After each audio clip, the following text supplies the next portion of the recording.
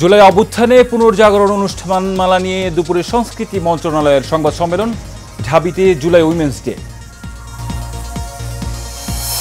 রাজধানীর চাংখারপুলে শহীদ আনাস সহ ৬ জনকে গুলি করে হত্যা, বিচার শুরু আদেশ আজ। বগুড়ায় হঠাৎ করেই চালের দাম চড়া, কেজিতে দাম বেড়েছে ৫ টাকা, সিন্ডিকেটকে দুষছেন ক্রেতারা।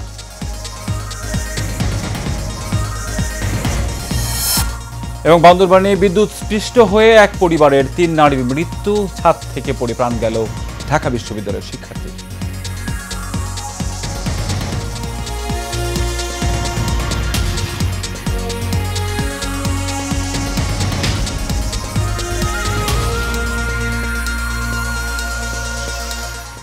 স্বাগত এশিয়ান নিউজে, সঙ্গে আছে আমি কাউসার আহমেদ। এখন শুনছিলেন বিআরবি কেবল ইন্ডাস্ট্রিজ লিমিটেড সংবাদ শিরোনাম। এবার চলে যাচ্ছি বিস্তারিত সংবাদ। জুলাই গণ অভ্যুত্থানে পুনর্জাগরণ অনুষ্ঠানমালা নিয়ে আজ সংস্কৃতি মন্ত্রণালয় সংবাদ সম্মেলনের আয়োজন করেছে। দুপুর ২টায় সংবাদ সম্মেলনটি অনুষ্ঠিত হবে। প্রধান উপদেষ্টার উপপ্রেস সচিব আবুল কালাম আজাদ মজুমদার এই তথ্য নিশ্চিত করেছেন। এদিকে ঢাকা বিশ্ববিদ্যালয় ক্যাম্পাসে জুলাই উইমেন্স ডে উদযাপন করা হবে। আজ অডিও ভিডিও প্রদর্শন, সাংস্কৃতিক অনুষ্ঠান এবং ড্রোন শোর আয়োজন করা হবে। সংস্কৃতি মন্ত্রণালয়, মহিলা ও শিশু বিষয়ক মন্ত্রণালয়, ঢাকা বিশ্ববিদ্যালয় এবং বাংলাদেশ শিল্পকলা একাডেমি যৌথভাবে এসব কর্মসূচি বাস্তবায়ন করছে। এছাড়া সন্ধ্যা ৬:৩০টায় জুলাই গণ অভ্যুত্থান পুনর্জাগরণ অনুষ্ঠানমালার উদ্বোধন করা হবে। রাজধানীর চাংখারপুলে শহীদ আনাস সহ ৬ জনকে হত্যার ঘটনায় অভিযোগ গঠনের আদেশ আজ। বিচারপতি গোলাম মুর্তুজা মজুমদারের নেতৃত্বাধীন ট্রাইব্যুনাল ১ এই আদেশ দেবেন। সকালে এই মামলার গ্রেফতার কনস্টেবল সুজন সহ ৪ পুলিশকে আন্তর্জাতিক অপরাধ ট্রাইব্যুনালে হাজির করা হয়েছে। সকালে এই মামলায় গ্রেপ্তার inspector Arshad, constable Mohammad Sujan, constable Imaj Hossain Emon ও কনস্টেবল নাসরুল ইসলামকে হাজির করা হয় ট্রাইব্যুনালে। মামলার অপর ৪ আসামি ঢাকা মহানগর পুলিশের সাবেক কমিশনার হাবিবুর রহমান, সাবেক যুগ্ম কমিশনার সুদীপ কুমার চক্রবর্তী, রমনা অঞ্চলের সাবেক অতিরিক্ত উপকমিশনার শাহ আলম, মোহাম্মদ আখতারুল ইসলাম ও রমনা অঞ্চলের সাবেক সহকারী কমিশনার মোহাম্মদ ইমরুল পলাতক রয়েছে। এর আগে মামলার পলাতক এই ৪ আসামিকে ট্রাইব্যুনালে হাজির হতে গত ৩ জুন পত্রিকায় বিজ্ঞপ্তি প্রকাশের নির্দেশ দেওয়া হয়।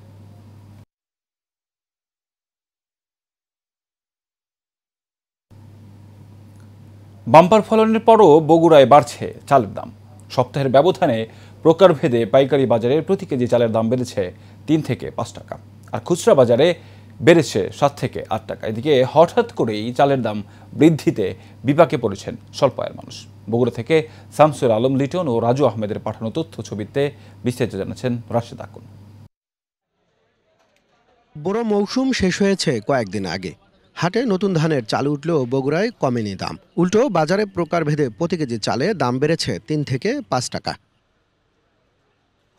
অন্যান্য বছরের তুলনায় এবছর ধানের ফলন ভালো হলেও বগুড়ায় হঠাৎ করে চালের দাম বাড়ায় বিপাকে নিম্ন আয়ের মানুষ। ক্রেতারা বলছেন সংকট তৈরি করে চালের দাম বাড়িয়েছে ব্যবসায়ীরা। এত কিছুদিন আগে ধান কাটিচ্ছে মানুষ, তাও তো দাম কমছে না। সেটা হলো 1850, আবার এখন তো মানে যে 2000 উপরে চালের দাম। ব্যবসায়ীরা বলছেন পাইকার ও মিল মালিকরা ধান সংগ্রহ করে চাল মজুত করছেন, ফলে চালের দাম বাড়ছে খুচরা বাজারে। ইন্ডিয়ান এলসি চাউল আসা বন্ধ হয়ে গেছে। ওটা যদি সরকার আনতে পারে বা তাহলে বাজার আপনার যা স্বাভাবিক বাজার ছিল সেটাই থাকবে, তাছাড়া আপনি ওই সিগনিকেট ভাঙতেও পারবেন না। কালকে কিনছি এক রেটে, আজকে কিনলাম আরেক রেটে। এই ৫-৭ দিনের ব্যবধানে কেজির উপর ৫-৭ টাকা প্রত্যেকটা চালের বাজার বেড়ে গেছে। এদিকে চালের বাজার স্বাভাবিক রাখতে খোলা বাজারে খাদ্যশস্য বিক্রি কর্মসূচি সচল রাখার কথা বলছে জেলা খাদ্য বিভাগ। আশা করি যে আমাদের বাজার এখন স্থিতিশীল আছে, সাধারণ জনগণের খুব একটা সমস্যা হচ্ছে না। একই রকমভাবে আমাদের ওএমএস কার্যক্রম এবং বিভিন্ন সরকারের যে পিএফডিএস এর আওতায় যেসব খাতগুলো আছে সেগুলো সচল আছে। বড় মৌসুমে সরকারিভাবে প্রতি কেজি ধানের সংগ্রহ মূল্য ৩৬ টাকা, প্রতি কেজি সিদ্ধ চালের মূল্য ৪৯ টাকা, প্রতি কেজি আতপ চালের মূল্য ৪৮ টাকা নির্ধারণ করা হয়েছে। Rashed Akun, Asian television. বান্দরবানে বিদ্যুৎ স্পৃষ্ট হয়ে ৩ নৌ সম্প্রদায়ের নারী নিহত হয়েছেন। ভোরে সোয়ালক ইউনিয়নে দেওয়াই হেডম্যান পাড়ায় এই ঘটনা ঘটে। এতে আহত হয়েছেন আরও কয়েকজন। স্থানীয়রা জানায় রাত ২টার দিকে হঠাৎ করেই এলাকার একটি ট্রান্সফরমারে আগুন ধরে যায়। অল্প সময়ের মধ্যেই এসে আগুন ছড়িয়ে পড়ে আশপাশের বাড়িগুলোতে।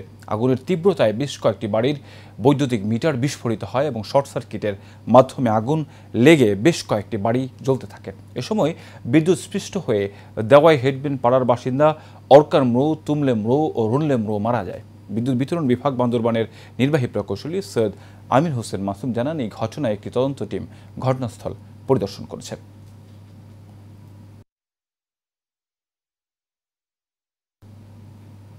ঢাকা বিশ্ববিদ্যালয়ের জগন্নাথ হলের ছাদ থেকে পড়ে এক শিক্ষার্থীর মৃত্যু হয়েছে। এই শিক্ষার্থীর নাম সঞ্জয় বাড়াই। তিনি ঢাকা বিশ্ববিদ্যালয়ের নৃবিজ্ঞান বিভাগের 2020-21 সেশনের শিক্ষার্থী ছিলেন। আজ সকালের দিকে তাকে উদ্ধার করে ঢাকা মেডিকেল কলেজ হাসপাতালে জরুরি বিভাগে নিয়ে এলে কর্তব্যরত চিকিৎসক তাকে মৃত ঘোষণা করেন। তবে এই শিক্ষার্থীর মৃত্যুর কারণ জানা যায়নি।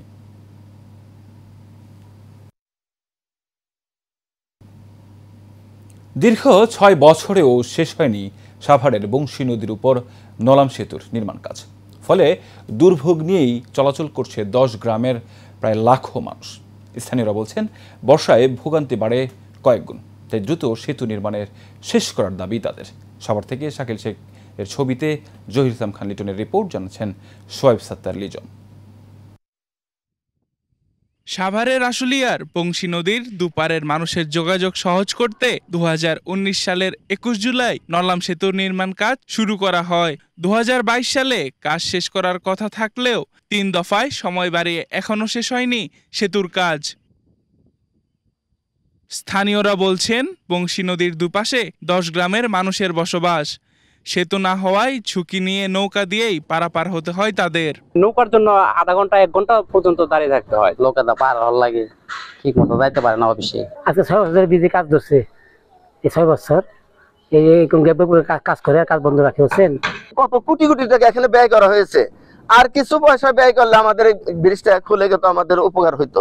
এই ব্রিজটার কারণে 3টা এলাকার যোগাযোগ বিচ্ছিন্ন। ব্রিজটা হয়ে গেলে আমরা শান্তি পাই, তা এটা কাম করে খাই। 10 টাকায় গুদারা পাটা 10 টাকা গেটাইতে। 9টার পর নৌকা থাকে না, এখন এই যে যারা ব্যবসা বাণিজ্য করে তখন তাগো এদিকে আসার অসুবিধা হয়। 5ই আগস্টের বিপ্লবের পর কন্ট্রাক্টর, নির্মাণ শ্রমিক সবাই পলায়ন করেছে। পারাপারে দুর্ভোগ লাঘবে দ্রুত সেতুর নির্মাণ কাজ শেষ করার আহ্বান সচেতন মহলের। এই অঞ্চলের শিক্ষার্থীরা যোগাযোগ ব্যবস্থা থেকে বঞ্চিত হওয়ার কারণেই তাদের পড়াশোনা, তাদের ক্যারিয়ার তারা বিল্ড আপ করতে পারতেছে না। আমরা অনেক বছর ধরে দেখছি যে এই ব্রিজটা নির্মাণ কাজ শুরু হয়েছে, কিন্তু সম্পন্ন হয়নি। আমি সংশ্লিষ্ট কর্মকর্তাদেরকে আহ্বান করব, আপনারা দ্রুত এই ব্রিজটি নির্মাণের জন্য পদক্ষেপ গ্রহণ করবেন। উপজেলা নির্বাহী অফিসার মহোদয় আমাদেরকে আশ্বস্ত করেছেন যে তিনি ব্যবস্থা গ্রহণ করবেন। দ্রুততার সাথে এই ব্রিজটি সম্পূর্ণ করে এই জনগণের এই দুর্ভোগ লাভ হোক, এবং এই যে নির্মাণ কাজটা নিয়ে যে আইনের ব্যত্যয় ঘটে দীর্ঘসূত্রিত হচ্ছে, এটা যাতে বন্ধ করে এই জনগণের প্রত্যাশিত ব্রিজটা বাস্তবায়িত হয় দ্রুত সময়ের মধ্যে। এমন বাস্তবতায় দ্রুত সেতুর নির্মাণ কাজ শেষ করতে প্রয়োজনীয় উদ্যোগ নেয়ার আশ্বাস উপজেলা প্রশাসনের। আমি যথাযথ কর্তৃপক্ষের সাথে যোগাযোগ করে কাজটি যাতে দ্রুত সম্পন্ন করা হয় সেই জন্য হলো যে আমি যোগাযোগ করার চেষ্টা করবো। মানুষের যে দুর্দশা, যে দুর্ভোগ হচ্ছে তা লাঘবের জন্য চেষ্টা করবো ইনশাআল্লাহ। 820 ফুট দৈর্ঘ্যের নলাম সেতু নির্মাণে ব্যয় ধরা হয় 21,53 লাখ টাকা। সোয়েব সাত্তার লিজন, এশিয়ান টেলিভিশন। পরে জানাবো সারা বাংলার খবর। শেরপুরের ঝিনাইগাতিতে মাদ্রাসা ছুটির পর বাড়ি ফেরার সময় মাইক্রোবাসের চাপায় 3 শিশু নিহত হয়েছেন। রোববার বড় রাংটি এলাকায় এই সড়ক দুর্ঘটনা ঘটে। পরে স্থানীয়রা মাইক্রোবাসের চালককে আটক করে পুলিশের সোপর্দ করে। নিহতরা হলো বড় রাংটিয়া দেওয়ানিপাড়া এলাকার গোলাপ হোসেনের ছেলে সাকিবুল, একই এলাকার জহুরুল ইসলামের ছেলে জাকারিয়া আমিন।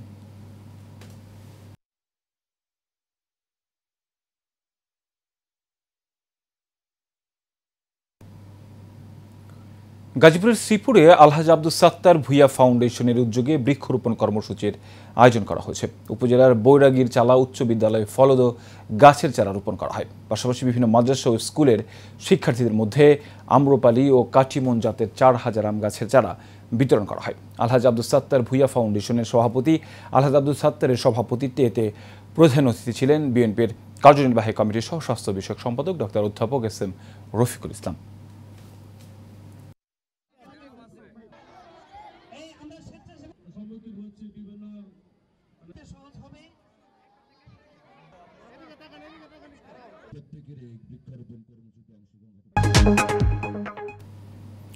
বাংলাদেশের most sustainable company of the year হিসেবে স্বীকৃতি অর্জন করেছে দেশের ইউনিলিভার বাংলাদেশ লিমিটেড। একই সঙ্গে প্রতিষ্ঠান most sustainable FMCG company of the year পুরস্কারও অর্জন করেছে তারা। 2025 সালের এসডিজি ব্র্যান্ড চ্যাম্পিয়ন অ্যাওয়ার্ড উদ্যোগে সেরা টেকসই কোম্পানি হিসেবে সম্মাননা অর্জনের পাশাপাশি ইউনিলিভার বাংলাদেশ আরও 6টি ক্যাটাগরিতে পুরস্কৃত হয়েছে। পুরস্কার বিতরণী অনুষ্ঠানে সংশ্লিষ্ট খাতের বিশিষ্ট ব্যক্তিবর্গ, কর্পোরেট প্রতিনিধি ও উন্নয়ন অংশীদারদের উপস্থিতিতে ইউনিলিভার বাংলাদেশের চিফ ফিনান্সিয়াল অফিসার ও ফিন্যান্স ডিরেক্টর জিনিয়া তানজানিয়া হক এবং প্রতিষ্ঠানটির অন্যান্য ঊর্ধ্বতন কর্মকর্তারা পুরস্কার গ্রহণ করেন।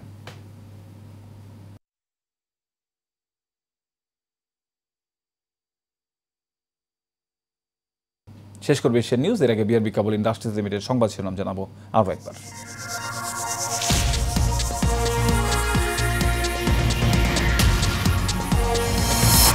জুলাই অভ্যুত্থানে পুনর্জাগরণ অনুষ্ঠানমালা নিয়ে দুপুরে সংস্কৃতি মন্ত্রণালয়ের সংবাদ সম্মেলন। ঢাবিতে জুলাই উইমেন্স ডে। রাজধানীর চাংখারপুলে শহীদ আনাস সহ 6 জনকে গুলি করে হত্যা, বিচার শুরুর আদেশ আজ।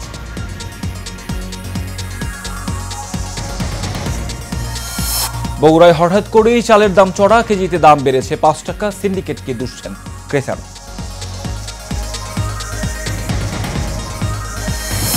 এবং বান্দরবানে বিদ্যুৎ স্পৃষ্ট হয়ে এক পরিবারের 3 নারীর মৃত্যু, ছাদ থেকে পড়ে প্রাণ গেল ঢাকা বিশ্ববিদ্যালয়ের শিক্ষার্থী। এশিয়ান নিউজে পর্যন্তই। পর সংবাদ দেখার আমন্ত্রণ রইল। ধন্যবাদ সবাই।